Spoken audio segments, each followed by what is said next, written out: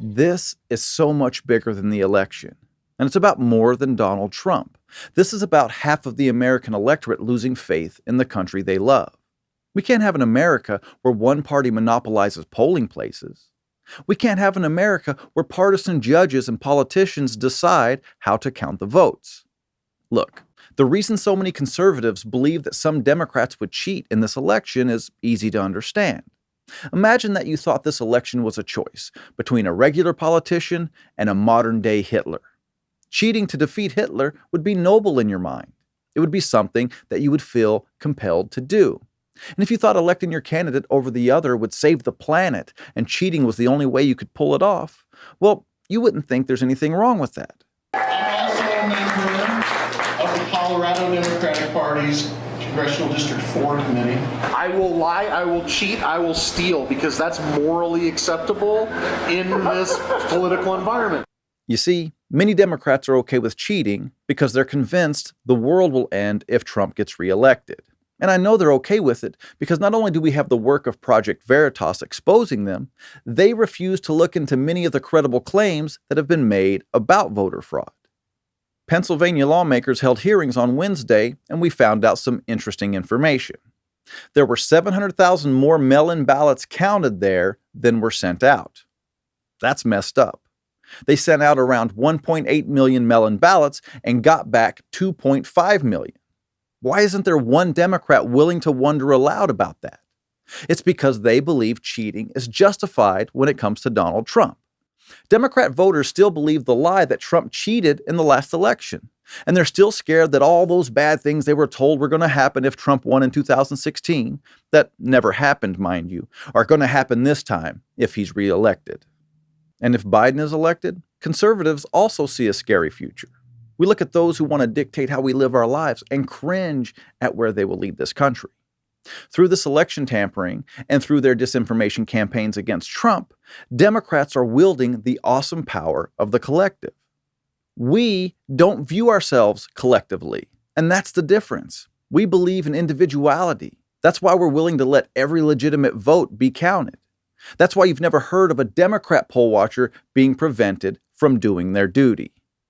When Benjamin Franklin was exiting the Constitutional Convention in 1787, a group of people asked him what sort of government was created. He said, "A republic, if you can keep it."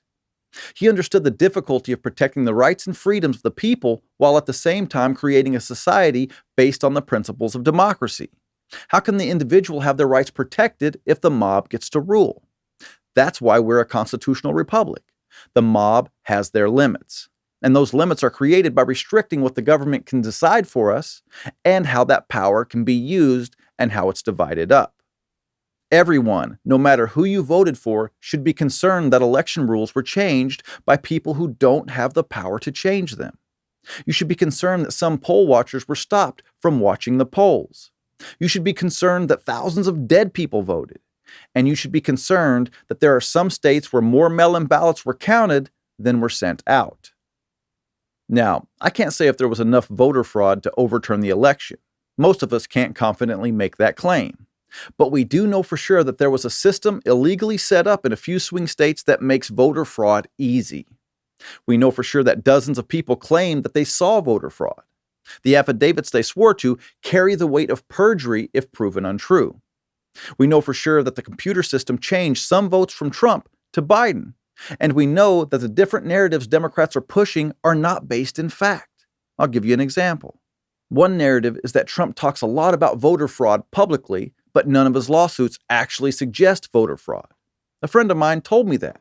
So I Googled, "Judge throws out case with affidavits," and the second result had a paragraph that in part said this, quote, "A new suit the Trump campaign initiated Wednesday in federal court in Michigan goes so far as to append, in its entirety, another lawsuit, a 77-page document filed by a pair of GOP poll observers 2 days earlier in state court in Detroit.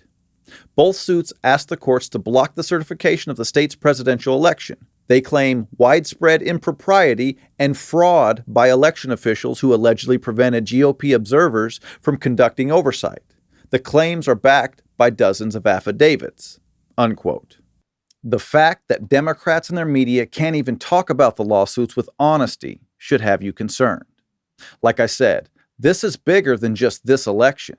And this is about more than Donald Trump. This is about what Benjamin Franklin said in 1787. This is about keeping our republic. And that's the simple truth. Thanks for watching. If you like this video, subscribe to our channel, and if you want to become a supporting member of Blue Collar Logic, click on the link in the description and give what you can.